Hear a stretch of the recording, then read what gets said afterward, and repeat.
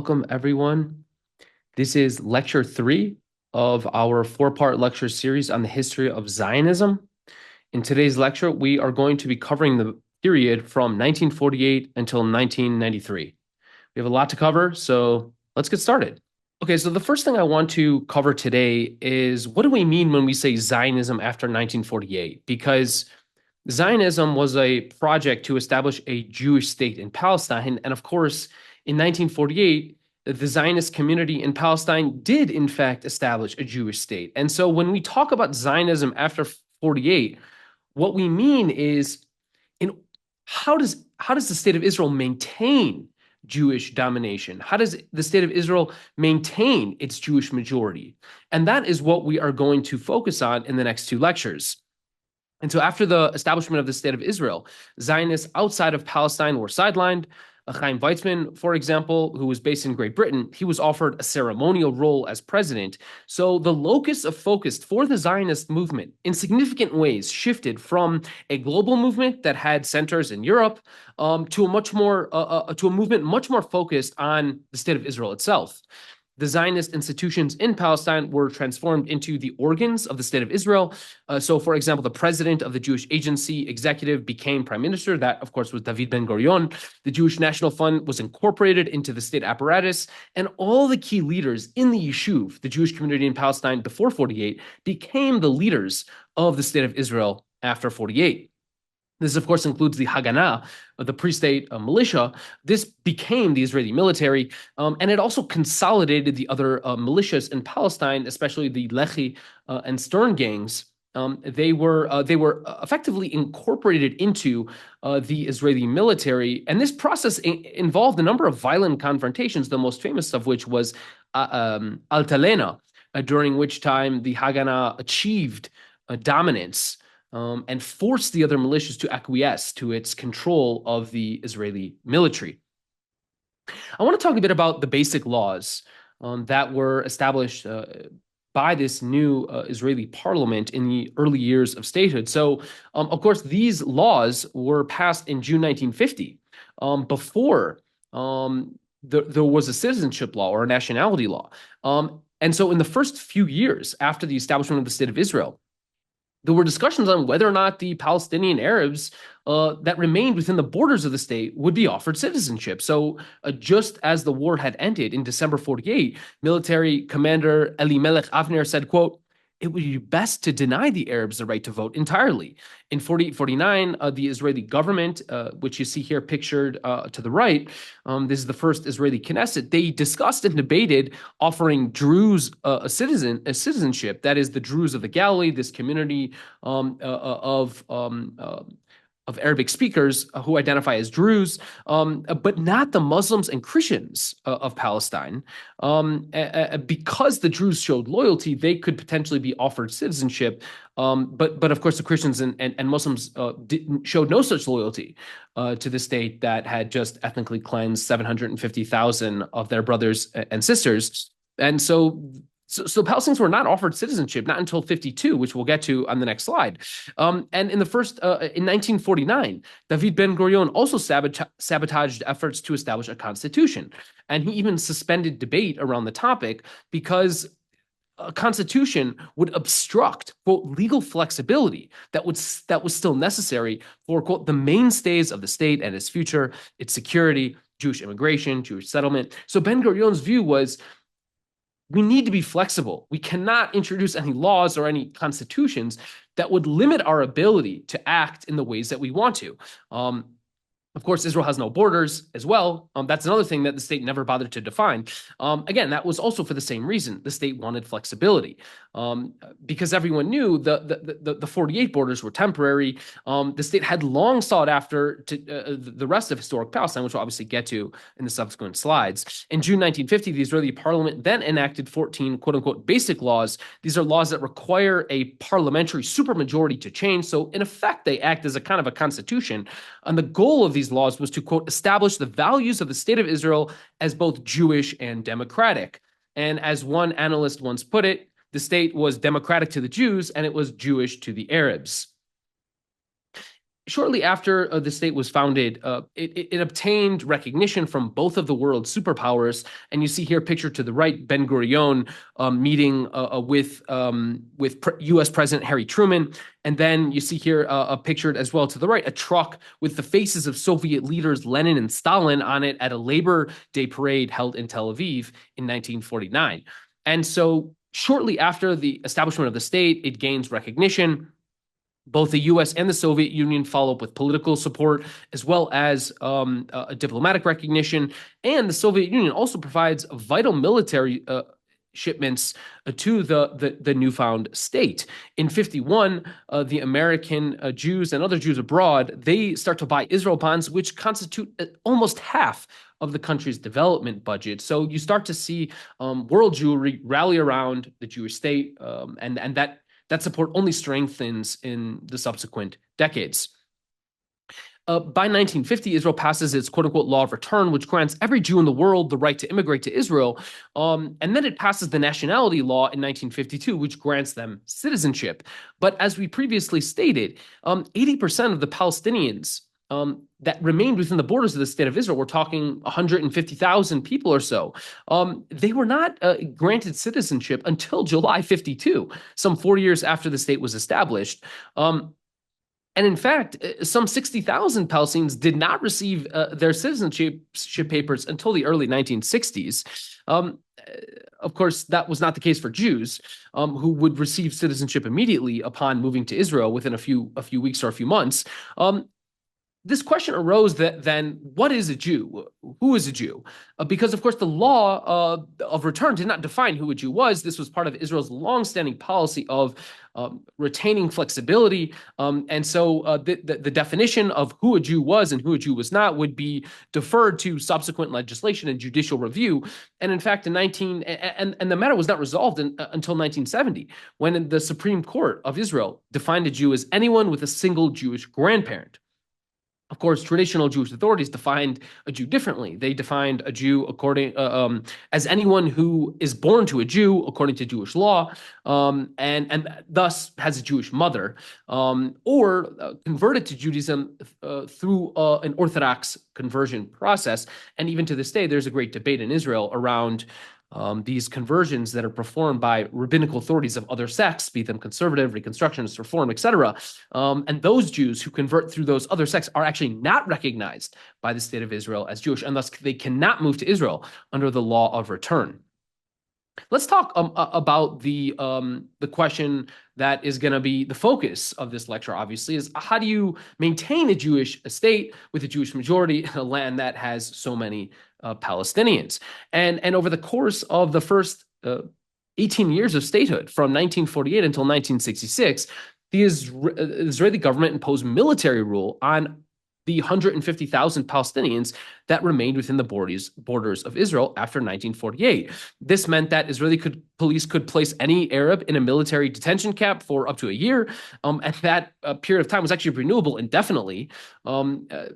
There were something like 315 quote-unquote administrative arrests. That was the term Israel used in 1956 and 1957. Special military courts were established to enforce those rules.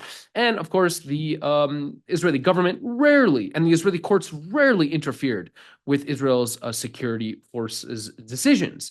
If you know something about the Israeli military occupation in the West Bank and Gaza since 1967, these policies will sound quite familiar to you, and that's because they're exactly the same policies, right? The administrative detention policy dates all the way to 1948, and it was a policy that was first established for the Palestinians inside Israel, and then after 1967, of course, it was a policy adopted to the West Bank and the Gaza Strip.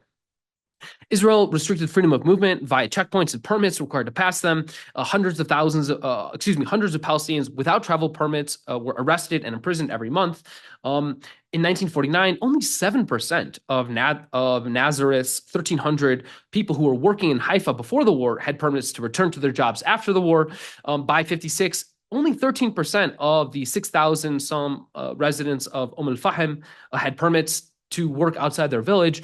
In 1958, only 3.5% of the male working population of the Negev, or the Naqab, that is the southern desert, had permits to work outside their reservations. So well into the establishment of the State of Israel, well into the late 1950s, the Palestinians in Israel are still confined in their towns and their villages through a series of military checkpoints and permits required to leave their towns and villages.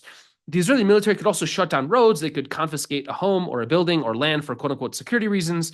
They could proclaim an area closed. They could force any person to remain in place for any period of time. They could force businesses to remain open to prevent strikes and boycotts. Israel obviously also significantly restricted freedom of speech. Within Israel, there was a heavy press censor that downplayed Israeli state violence. And so, for example, in the aftermath of the Kfar Qassam massacre, which we're going to talk about shortly, there was heavy press censorship. No one knew what happened really until afterwards. Israel sought to hide its treatment of the Palestinians from the public. Israeli Jews knew very little about this system of military rule and how it strangled Palestinian life within Israel. It strangled Palestinian economic development, wages, access to the labor market, as well as higher education. And eventually, the military rule was lifted in 1966 after it was determined by the Israeli authorities that Palestinian internally displaced peoples who had been displaced in the 48 war and were living, let's say, in Araba, even though they were originally from Sakhnin. So, for example, those Palestinians who were displaced during the war, it was determined by 1966 they could not return to their villages. 18 years had passed. Those villages had either been destroyed or had been taken over by Israeli Jews, and thus it was functionally impossible for them to return. And it was only then that Israel lifted its military rule over the Palestinians. And in some ways, you could really argue that there was only about a 6-month period during Israel's entire history that it really resembled a democracy in any real sense of that word. That being the period between the period between the time Israel ended its military rule over the Palestinians within Israel in 1966 and the time Israel occupied the Palestinian territories in the West Bank and Gaza. After which point it imposed another military occupation, denying millions more people basic rights. So there was something like a 6-month period during which it's even plausible to describe Israel as a democracy. Of course, the expulsions that we talked about last week during the war, the 750,000 Palestinians that were expelled during the 1948 war, those expulsions continued long afterwards in places like Ghabsiya, Zaytun, Kfar Biraim, Aqrit, and many other places.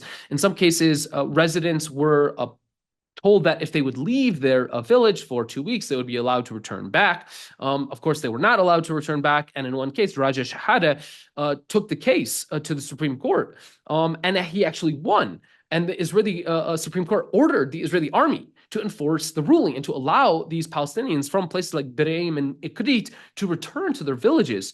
But instead, what did the Israeli military do? It destroyed the villages. And of course, did not enforce the ruling of the Supreme Court, did not allow those Palestinians to return home. In August 49, Israeli forces violently raided the homes of Palestinians in Haifa to, quote, increase the pressure on them, to instill quietism, and, of course, to encourage flight. Between 49 and 53, Israel expelled something like 17,000 Bedouins from the south of the country, owing to alleged attacks, owing to quote-unquote encroachment on valuable land and water that Israel wanted to secure control over. And these expulsions continued. As late as 1959, Israel expelled another 400 Bedouin from the Naqab to the Sinai Desert. And then those Palestinians that remained, those Bedouin who remained in the south of the country, we're talking about some 11,000 Palestinian Bedouin, they were crowded and concentrated into land reservations, you could really call them, compromising just 10% of their ancestral lands. The remaining 90% of the Negev, the Naqab, was taken for Jewish development. Let's also talk about Israel's policy towards the Palestinians it expelled, right? Because you had 200,000 Palestinians formerly from the area that became Israel, now living in the Gaza Strip. You had many hundreds of thousands more living in the West Bank and living in Syria and Lebanon. And what did Israel do to those Palestinian refugees? Well, many of them tried to return. They tried to return to reclaim property that they lost, that had been stolen from them, to try to tend to their crops, to visit family, and so on. And the Israeli army adopted a shoot-to-kill policy, killing something like 2,700 to 5,000 unarmed Palestinians during the course of this 7-year period. And of course, Israel placed landmines separating Israel from the Gaza Strip to prevent the return. We have a quote: "Hospitals in Gaza receiving daily those who are explored these roads and fields trying to return to their homes." That quote comes from April 1949. The peak was roughly 1952, when I believe the Israeli army documents something like 15,000 Palestinians crossing the armistice lines, trying to return to their homes, as refugees so often do after wars, and they were just slaughtered in the many, many thousands. Israel also committed to a policy of disproportionate violence against those Palestinian refugees who carried out attacks and cross-border raids in a period of time that became later known as the border wars. And so you have these Palestinians crossing, these refugees trying to return to their homes who are slaughtered. And of course, what do Palestinians do in response? They pick up arms, and you actually start to get cross-border raids in the late 40s and early 1950s. And in 1953, Israel has had enough of these cross-border raids. And Ben-Gurion, the prime minister, tells one of his shining stars, one of his military commanders, Ariel Sharon, in 1953, he says, quote, "Unless we show the Arabs that there is a high price to pay for murdering Jews, we won't survive." And what happens as a result during this raid in the West Bank, in Gibeah, Ariel Sharon massacres 69 Palestinians. They're unarmed. It's mostly women and children. And of course, the military censor prevents the public from learning about what happened. Although it eventually came out. And in fact, in 1953, U.S. President Eisenhower halts economic aid to Israel after he learns of this massacre. The economic aid eventually resumes, but recall that in 1953, it took just 69 Palestinians to trigger that kind of response from the United States. And of course, you have the 150,000 Palestinians who remain within the borders of Israel. They are displaced. Many of them, 40 to 60% of their property is taken away and confiscated. We're talking 1 million dunams of land. And then, of course, the Palestinians who were outside the borders of the country, essentially all of their property was confiscated. We're talking 4 to 7 million dunams or so of property, including bank accounts and vehicles, apartment buildings, books, the infamous abandoned book collection, the 70,000 volumes or so of books that were found in the homes of the Palestinian refugees. They were collected by Israeli librarians in the aftermath of that war, and today they're housed on Givat Ram in Jerusalem at the Israeli National Library. And of course, the Palestinian refugees themselves, who are not allowed to even enter Israel, are denied from accessing those books and manuscripts. Another case of a Palestinian property serving to enrich Israel. They, of course, also destroy hundreds of villages. Something like 500 villages are destroyed during and after the war. Israel also establishes Jewish settlements on those Palestinian villages between October 48 and August 49. Something like 109 Jewish settlements are built on the land depopulated of Palestinians. And then what does Israel do as well? They plant forests to hide many of these villages that were destroyed. And it's a popular thing. Every year, you'll have many Palestinians who will actually go to those villages, go to the forests to commemorate the Nakba. And there's even films in which these kind of return to the forests are depicted. And of course, what did Israel do as well? They rename the forests based on a kind of a Hebrewisation of the Palestinian villages that were destroyed in their wake. Let's talk about the 1956 Kfar Qassam massacre. And the massacre takes place in the context of the first day of the Suez War. That is the war, I would say a neo-colonial war in which Israel joins up together with Britain and France. Britain and France want to reoccupy the Suez Canal. Israel wants to reoccupy Gaza and, quote unquote, eradicate Palestinian militant resistance. And in order to ensure quietism on the home front during this invasion, which they anticipate will lead to protest or unrest, what does Israel do on the eve of the Suez invasion? An Israeli border unit, they impose a curfew on members of this Palestinian village, Kufr Qasim.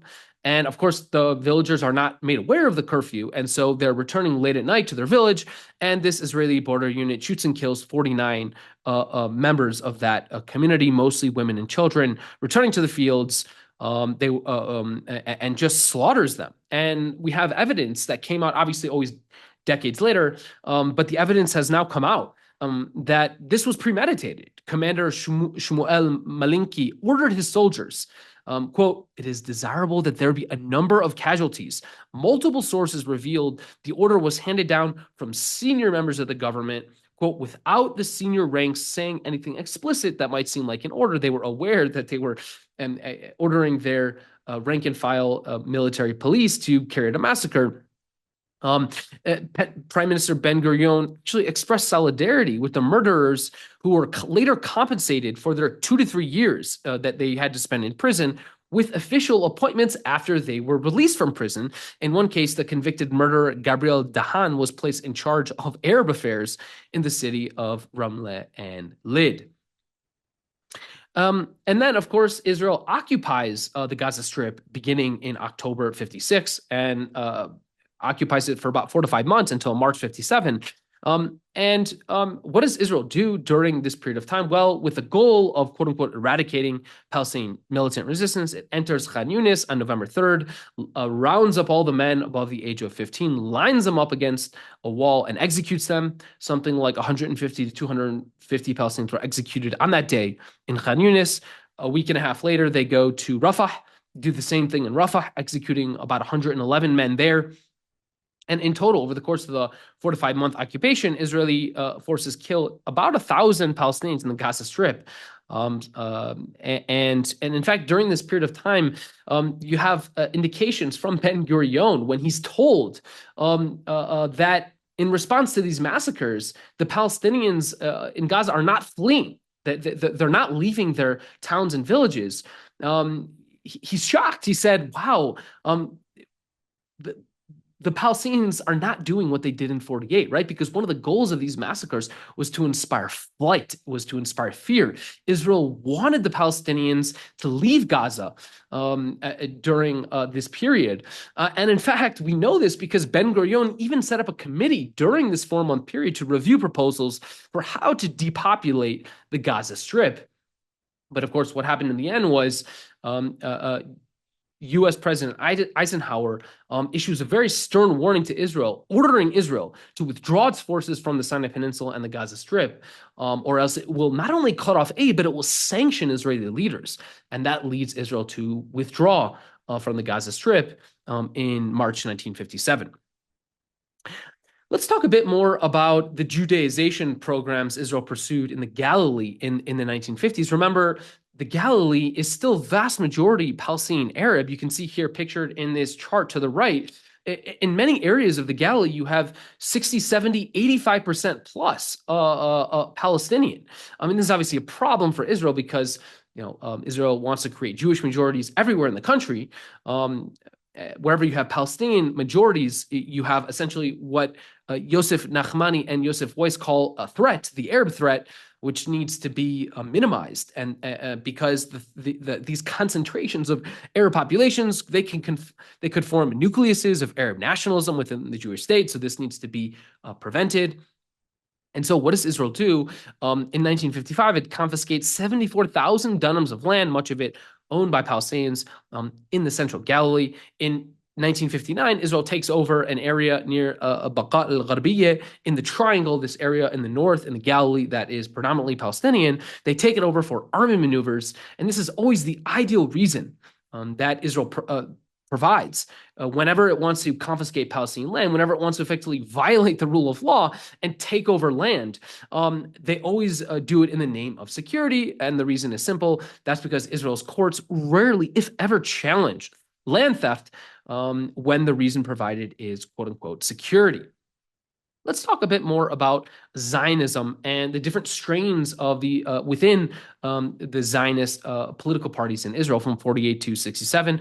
The dominant party in Israeli politics during this period is Mapai. This is Ben-Gurion's party. and it dominates Israeli politics for the first 2 decades, I would say. Really, you might even say the first 3 decades of statehood. It's a Jewish-only party until the late 60s. Further to the left, you have Mapam. Mapam is also a Zionist party, also Jewish, overwhelmingly Jewish. It's a socialist communist party, leans more pro-Soviet, and was one of the main coalition partners of Mapai during those first few decades. Then you have the Cherut party. We'll get into more about the Israeli right in the next slide. But this is Menachem Begin's party. It's a very nationalist party. It's an outgrowth of the revisionist Zionist movement led by Zev Jabotinsky that we talked about last week, the movement that supports the establishment of Jewish sovereignty, not just in Israel as well as the West Bank and Gaza, but also on both sides of the Jordan River. It's supported primarily in the development towns and the slum neighborhoods, all of these parties, let's remember, support the confiscation of Palestinian property after the war. All of these parties support the cross-border raids to, quote unquote, eradicate the Fedayeen, the Palestinian fighters based in Gaza and the West Bank.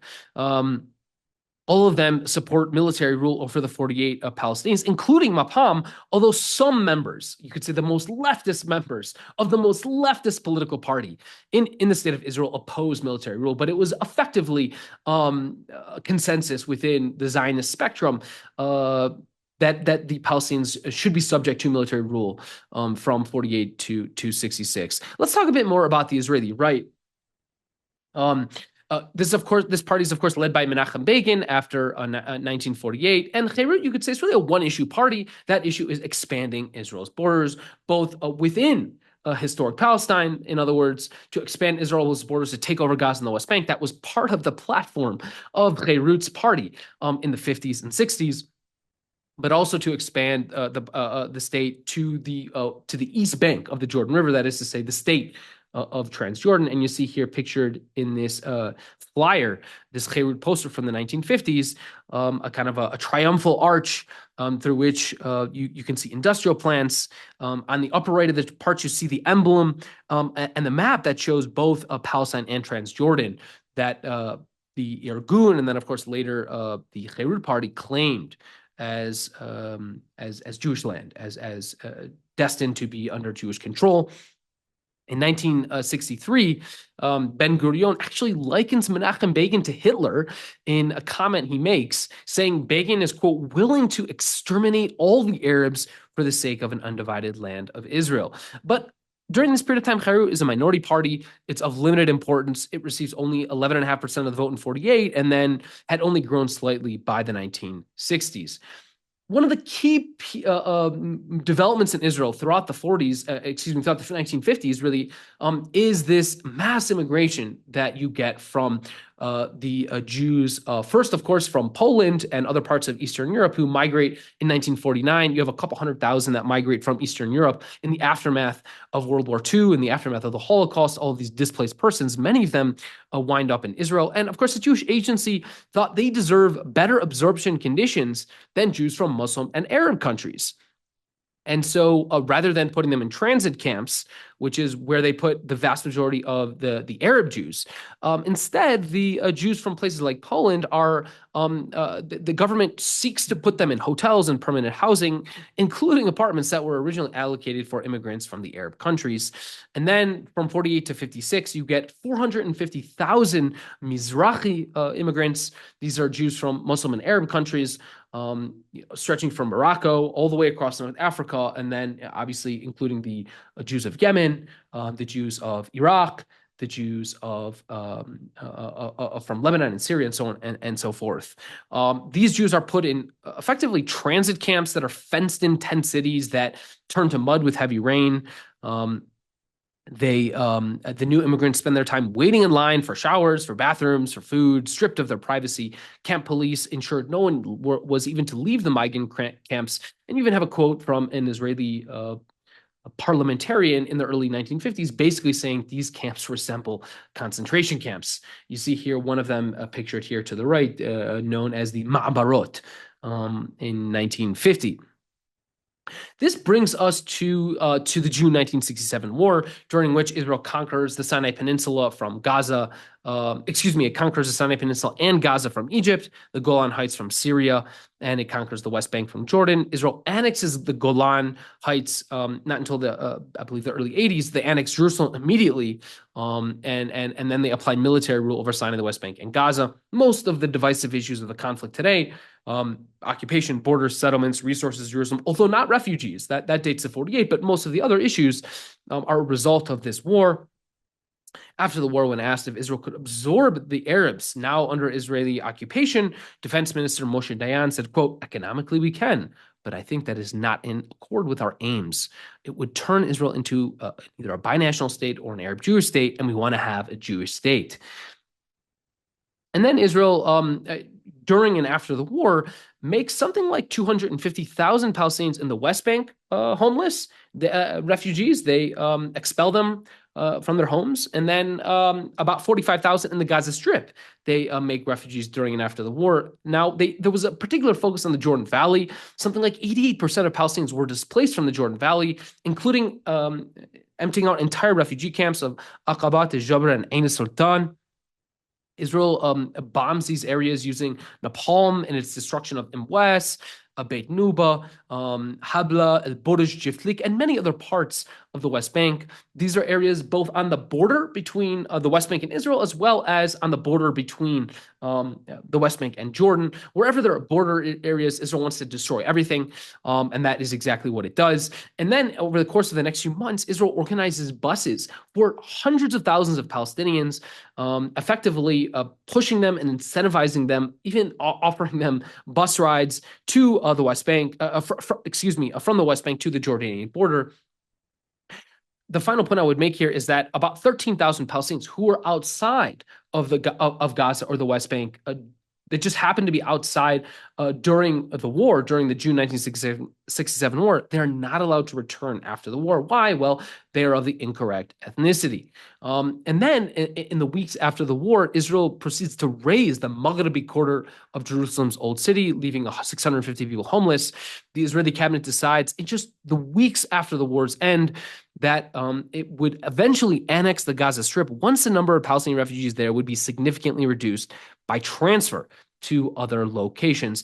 And the most popular idea at the time was that they would effectively give back part of the West Bank to Jordan and require Jordan demilitarize it, and then ship the hundreds of thousands of Palestinian refugees from Gaza to the West Bank that they would then give back to Jordan. Again, the idea being we want the land of Palestine, we want the Gaza Strip itself and most of the West Bank as well, just without the people living on it.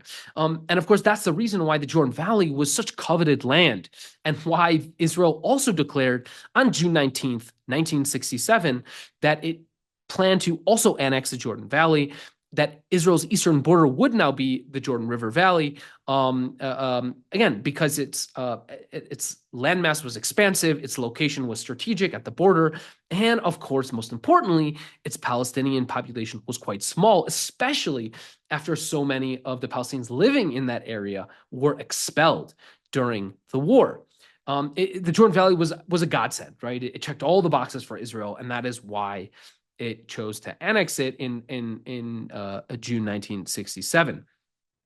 One of the most common myths about the war itself was that this was a war of annihilation, that Israel was pushed to fight, and it needed to defend itself against this threat of total annihilation from its surrounding neighbors. But of course, this was a myth that was perpetrated by Israel. The myth itself begins with the statements made by Israeli military leaders, who all came out in the early 1970s and basically said, we propagated this as a myth. It was just propaganda in order to justify this war of conquest, this war of choice, which is what it was, right? General Ezer Weitzman, who was the military operations chief during the war, said, quote, "There never was a danger of extermination. It had never been considered in any serious meeting." In 71, Mordechai Bentov, also in the wartime government, said, quote, This whole story about the threat of extermination, it was totally contrived and then elaborated upon after the fact to justify the annexation of new Arab territories. In 1972, General Matidehu Peled, whose son Miko Peled, by the way, is an active voice in support of Palestinian rights, who is himself a logistical command chief during the war, said, quote, the idea that Israel was fighting for her very physical survival was a bluff. In 72, the Deputy Chief of Staff, General Rabin Chaim Bar Levin, said, quote, we were not threatened with genocide on the eve of the Six-Day War. We had never thought of such a possibility. Israel was by far the stronger party. Nobody was talking about annihilation. The thought hadn't even crossed the minds of Israel's military leaders. Instead, this was a war of aggression, and it was a war of choice. After the war, the Israeli left supported the annexation of East Jerusalem. The Israeli left, led by Mapam, supported the militarization and the settlement project in the occupied territories, including confiscated land near Natrun. Mapam leader Yaakov Hazan said, quote, everyone who demonstrated against the settlement of Jews in Hebron is a traitor to the nation.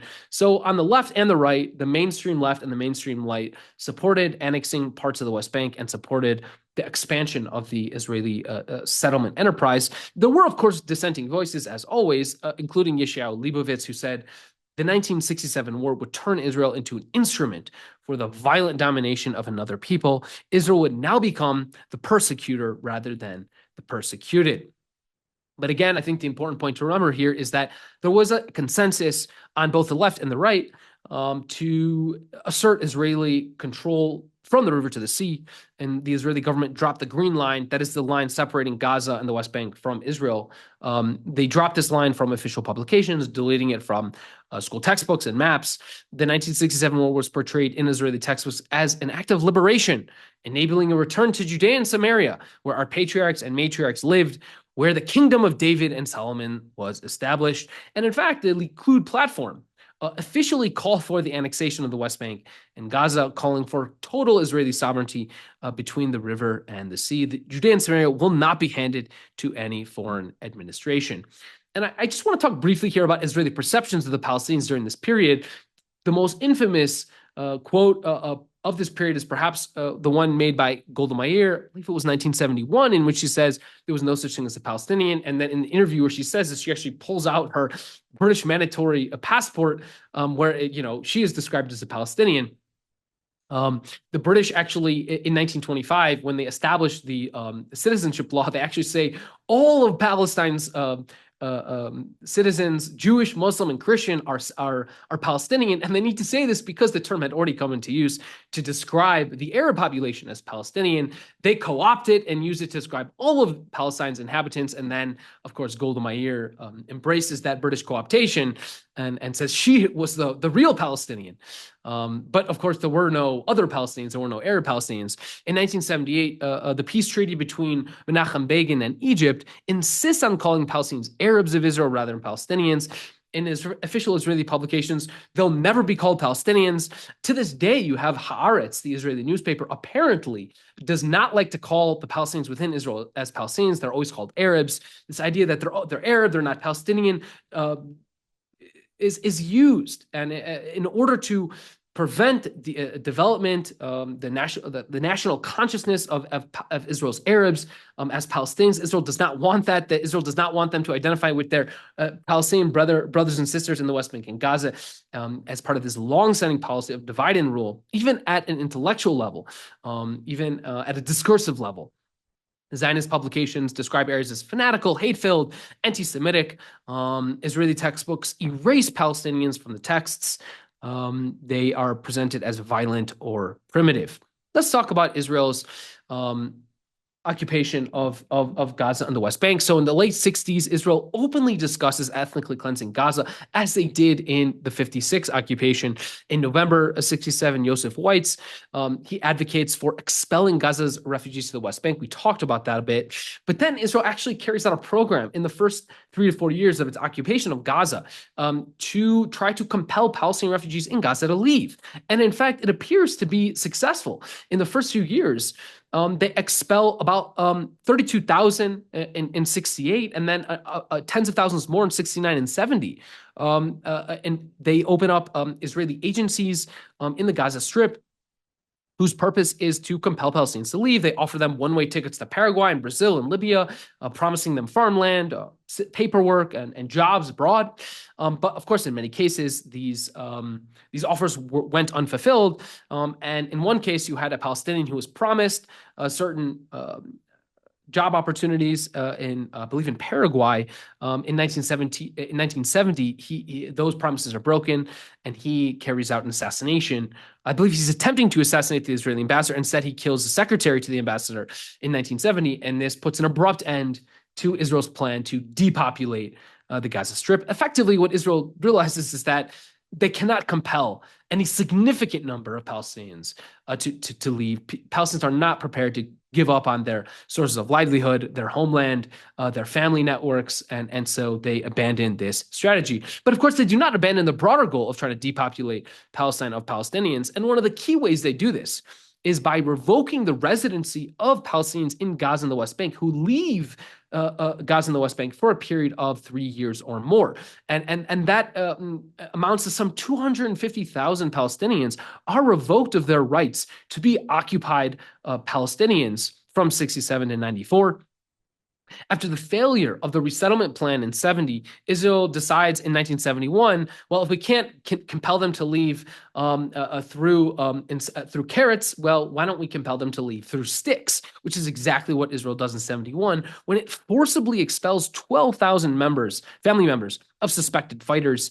They are expelled to detention camps in the Sinai Peninsula. And then in July 1971, Israel Sharon has the brilliant idea of, quote, thinning out refugee camps, expelling another 13,000 Palestinians from the Gaza Strip in 1971. Israel does something similar in 82 and 83 when it displaces many Palestinians while imposing a security barrier along the border with Egypt, bulldozing houses and orchards, forcing thousands of residents out of their homes in places like Rafah and Deir al-Balah, as well as the Shati refugee camp. Israel, of course, also Judaizes Jerusalem in the aftermath of the 67 war. It annexes some 70 square kilometers of the West Bank into the Jerusalem municipality. These are parts of the West Bank that had never been considered part of Jerusalem. They were the surrounding towns and villages, really. But of course, in the name of calling it East Jerusalem, Israel thus is able to grab all this land, and it annexes it. Of course, it annexes the land, not the people living on it, who are not given Israeli citizenship. Instead, they are given residency permits that can be and are revoked if Palestinians fail to prove Jerusalem is their center of life. The Israeli government establishes a dozen some Jewish settlements in occupied East Jerusalem, most of it on land that was previously owned by Palestinians. And then, of course, it builds Jewish settlements on that land. Since 1967, Israel has stripped something like 15,000 Palestinians of their residency rights in Jerusalem. And one of the key ways it does this is by zoning all of the land in between the built-up areas in this 70 square kilometer area. It zones all of this land as either state land or a national park, or takes it over for a security reason. But basically, effectively, what Israel does is it prevents Palestinians through its zoning laws from being able to build in East Jerusalem. And this is why so many homes today in East Jerusalem are under the threat of home demolition, because Israel refuses to provide them building permits, so they build illegally, and then they get their homes demolished. In the 1970s, Israel's West Bank policy is led by a guy named Yigal Allon. He architects the occupation, whose goal is to achieve absolute Israeli control over the strategic zone to the east of the densely populated Palestinian population. Basically, that air zone, we're talking about the Jordan Valley, effectively. This area is devoid of Palestinians, so this is effectively slated for Israeli total control, total domination, effectively annexation. And this plan goes all the way back to the 70s. And you can see here, pictured to the right, Israeli soldiers of the Nachal Argaman Brigade. They're in the Jordan Valley picking tomatoes in the Jordan Valley. in the 1970s. And so part of this idea as well was to basically, it was known as the wedge plan. So it was designed to divide the Palestinians' population centers to the west of this mountain ridge. So we're talking, Ramallah, Beit Lahem, Hebron, Jenin, Nablus, Tulkarem, Kalkili, etc. This is where the major Palestinian towns are. And the whole idea is to build Jewish settlements in the Jordan Valley to separate and to de-Arabize this area, to create a chain of Jewish-only colonies that would, quote, separate from Palestinians on one side with Arabs and Palestinians on the other.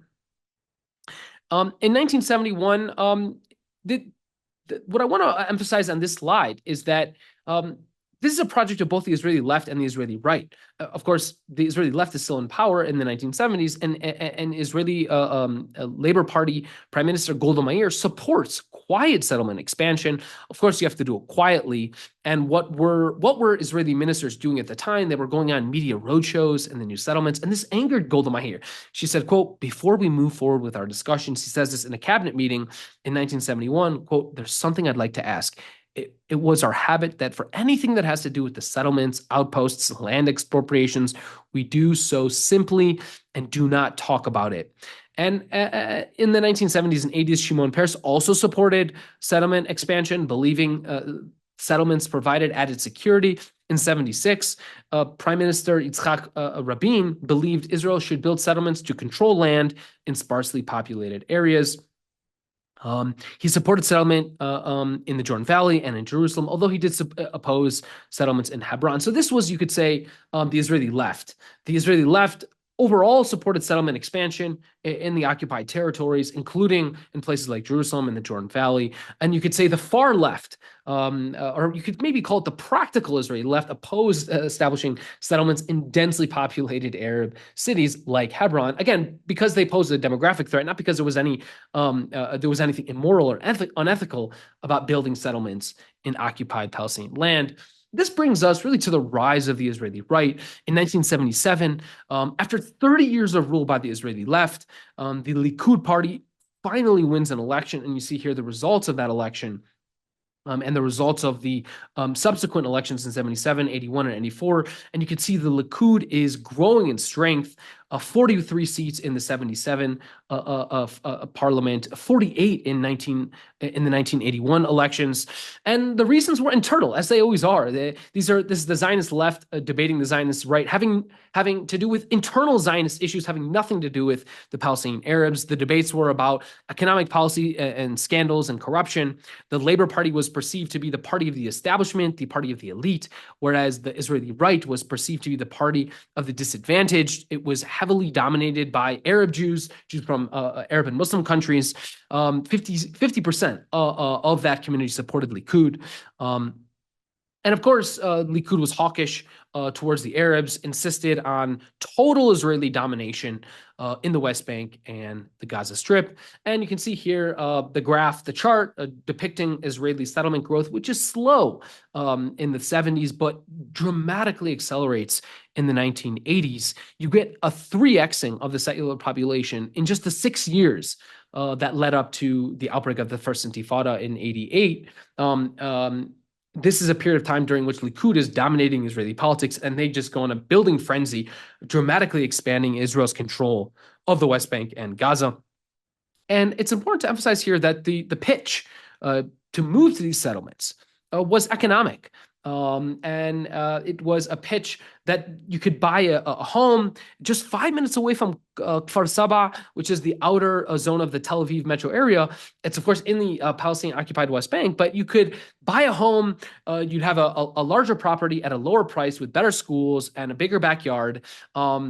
This was This was the selling point that the Israeli right and the Israeli left made to the Israel's Jewish population: cheaper housing, cheaper prices, good schools, and great parks.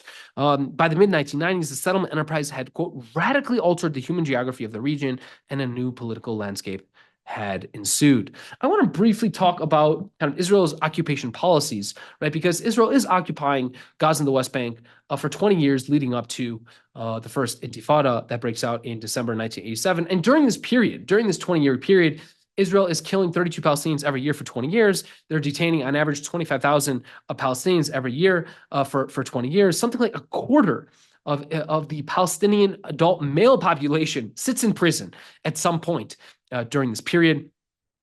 Israel bans freedom of speech. It bans the right to organize 10 people for a political purpose. You cannot wave a Palestinian flag. You cannot even make artwork of red, green, black, and white. And in fact, one Palestinian artist by the name of Fateh Rabin, who was murdered 6 months ago in Gaza, he sat 6 months in prison in 1982 for painting a painting using those four colors. The word Palestine is outlawed whenever you're trying to establish an association or a bank, for example. You cannot use the word Palestine because it's, of course, a dangerous word, a word that endangers Israelis, apparently.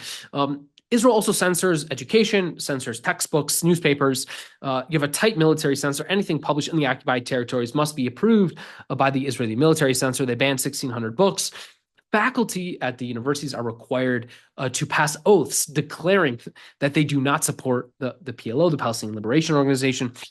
Israel also controls the right to love. Israel rejects something like 94% of family reunification requests between 73 and 82. In 1983, for example, Israel reduces that number effectively to zero. That is to say, if you're a Palestinian in a place like Jaffa or Haifa or the Galilee, and you want to bring your Palestinian brother, father, mother, spouse into Israel from the West Bank or Gaza, well, in 94% of cases, that would be rejected before 1982. And then after 1982, virtually all cases were rejected again because Israel does not want Palestinian family members of Palestinian citizens of Israel to move to Israel. That would only that would increase the number of Palestinians in the state and thus pose a threat to Israel's security needs and its demographic majority. Its Jewish demographic majority. Of course, Israel also wants to dominate the resources of Palestine from 67 to 75. Israel declares some 27% of the West Bank off limits to Palestinians because they are now closed military zones. 22% is declared state land. Most of that land is then later turned into Israeli settlements. And then 6% is turned into nature reserves, also off limits to Palestinians. Israel takes control over all the water. So we're talking the groundwater, which is, of course, the most important source of water. In fact, they built a settlement, Ariel, right over the major aquifer in the northern West Bank. Israel controls the fresh water, the spring water, the rainwater. They control the rainwater via its policies around cisterns. A water cistern, the traditional way to collect rainwater. In order to operate a water cistern, you need a permit from the Israeli military. So thus, even the rainwater is controlled by the Israeli military, which also controls the right to fish in the sea, the right to install water pumps, to deepen existing wells. They control everything. Israel, of course, wants compliant subcontractors in the territories.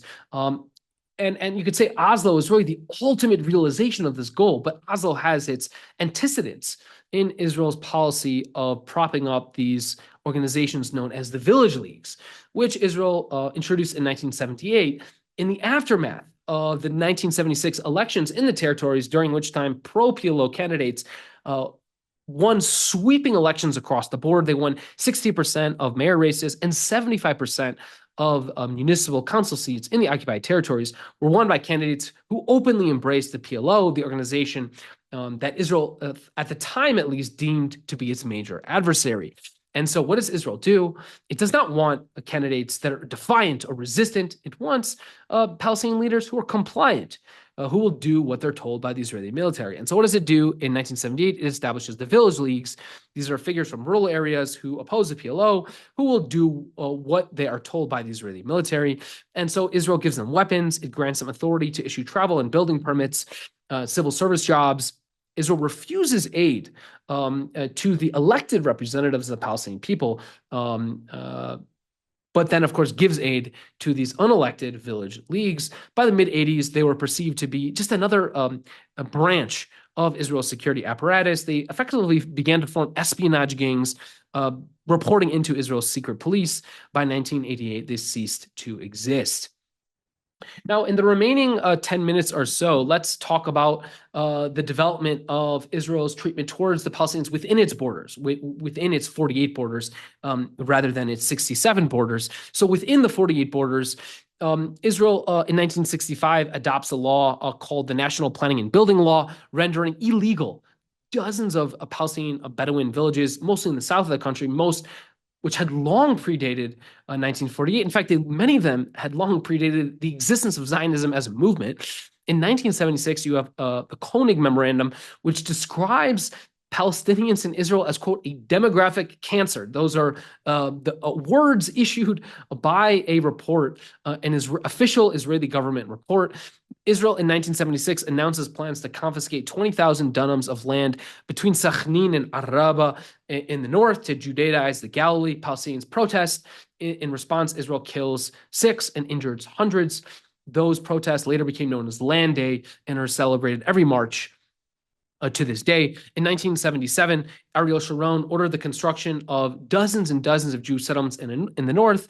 These were known as mitzpeh settlements, the idea being Israel couldn't actually convince any Israelis to move to these settlements. So instead, they basically just established these little outposts around the north where they would settle Nachal soldiers who would act as civilian soldiers on the front lines to act as human shields to expand Jewish territory, Jewish control within the borders of the state of Israel. They established 26 settlements in 81, 52 in 1988, places like Upper Nazareth, Ma'alot, Migdal, Ha'emek. All these places are established in order to alter the demography of the Galilee. And so the Galilee was 92% Arab in 48, but by 1994, it was merely 72% Arab. In 1986, you have the Markowitz Commission, which identified unlicensed Arab dwellings all over Israel as targets of demolition and confiscation. Of course, no such commission has ever been spun up to identify unlicensed Jewish dwellings. Those don't matter much, but of course, Arab dwellings that are unlicensed or illegal, these need to be, we need to enumerate them and we need to demolish them and confiscate that land for Jewish development. And of course, Palestinians living in Israel faced a whole range of restrictions. They cannot buy something like 80 to as much as 93% of the land of Israel is under the control of these Jewish regional councils who deny Palestinians the right to move into these councils because they lack suitability in, to quote, the social life in a small community or agricultural settlement in Israel. And so 99.6% of people living on 93% of the land of Israel are Jewish. And then, of course, also Palestinians are underrepresented in political life. The Palestinian councils and municipalities receive far less funding per capita than Jewish ones. National and military service are also used to discriminate against Israeli Arabs who do not serve in the military. And thus, this is an effective way in the state of Israel that is deployed by many businesses and firms and associations to deny Palestinians access because they didn't serve in the military. So, they can't get this, that, or the other job. They're underrepresented in all spheres of public life, the courts, the parliament, media, civil service. Many, if not a majority of Israeli Jews consider Palestinians in Israel an inherent security threat. This is according to many, many polls. Even on the center left of Israelis, center left of the Zionist spectrum, Israelis regard Israeli Palestinians as a quote unquote time bomb or as a fifth column, and dozens of Bedouin communities in the south. They are not recognized by the state of Israel, as we previously discussed, and thus they face constant threat of forcible transfer. They are not provided electricity or water or health or bus service. They have the highest dropout rates and unemployment rates of anyone in the country. The Palestinians in Israel also face discrimination in education. Arab municipalities receive, as of 1991, 1/3 of the budget per pupil as Jewish municipalities. There's thousands of missing classrooms in the Arab education system. Palestinians' wages are dramatically lower than Israeli Jewish wages. Even the healthcare outcomes are dramatic. Arab babies are 2.5 times more likely to die in childbirth than Jewish babies. And we've already talked about the police brutality in 1976. In which 7 Palestinian citizens of Israel were massacred by the Israeli military police. But this is, of course, a longstanding policy. In 1997, Israeli forces injured 55 Palestinians protesting the confiscation of even more land near al-Fahim. And in 1991, Ariel Sharon, in his 7-star settlement plan, In this is a continuation of the policy of Judaizing the country, especially again in the north, where you have large Arab majorities still as late as 1991. Ariel Sharon therefore goes on a new initiative to place Jewish settlements. The initial idea was to place them on both sides of the Green Line. The U.S. President George H.W. Bush objects to settlements being placed on the Palestinian side, the West Bank side of the Green Line, and thus they are only built on the western side of the Green Line. But of course, the goal of these Jewish settlements is to create a Jewish demographic wedge, a Jewish demographic barrier separating Palestinians on one side of the Green Line with Palestinians on the other side of the Green Line. And just to round out this story, kind of leading up to the Oslo process, we have, of course, after 20 years of a brutal military occupation in which Palestinians are subject to killings every year, mass arrests every year, land confiscations every year, home demolitions every year. They are subject to curfews. They're subject to checkpoints. All of these policies eventually blows over into the first uprising in December 1987, during the first year of that uprising, Israel kills 142 Palestinians in Gaza and suffers 0 casualties. During the course of the entire revolt, Israel kills about 1,200 Palestinians in the territories, and Palestinians kill about 160 Israelis. During the first 2 years, hundreds of thousands of Palestinians are sitting in Israeli jails. Palestinian kids need medical treatment after being beaten by Israeli soldiers. Remember, it was none other than Israeli Defense Minister Yitzhak Rabin who orders his soldiers break the bones of the Palestinian kids. And in fact, about 1/5 of the kids whose bones were broken were under the age of 5 years old. Tens of thousands of Palestinians are tortured. Israel is imposing a permanent night curfew on Gaza from 88 to 94. And in the words of Gideon Levy, average Israelis were totally indifferent to the suffering and the lot of the Palestinians. And I just have one final slide here, which is sort of the lead up to the Oslo process that we're obviously going to talk in much more detail and in depth next week. But of course, Israeli leaders are dragged into this process. This is not well appreciated, but Yitzhak Shamir, the Israeli prime minister in 1990, he says, quote, "The issue is not territory. The issue is our existence." Right? This is a long-standing Israeli refrain, which Israelis embrace in 48 when they claim that there's a war of annihilation against them, a claim that begins and initiates with Israeli propaganda, not in Arab sources. But then, of course, they make the same claim in 67. We're fighting a war of annihilation. The same is true in 1990 when Yitzhak Samir says, they don't recognize our existence. They refuse to recognize our existence. The issue is not about land. It's not about territory. It's not about occupation. It's about their rejectionist approach to the state of Israel altogether. In 1991 and 92, Shamir's strategy is, quote, buying time for Israel's settlement project. He even says, quote, "I would have carried on autonomy talks for 10 years. Meanwhile, we would have reached 500,000 Jews in Judea and Samaria." It's only as a result of pressure from George Bush, who delays loan guarantees to Israel until it halts its settlement expansion and begins and enters negotiations with the Palestinians as part of this Madrid peace conference in 91. It is only then that Shamir agrees to engage in this process of dialogue and negotiations.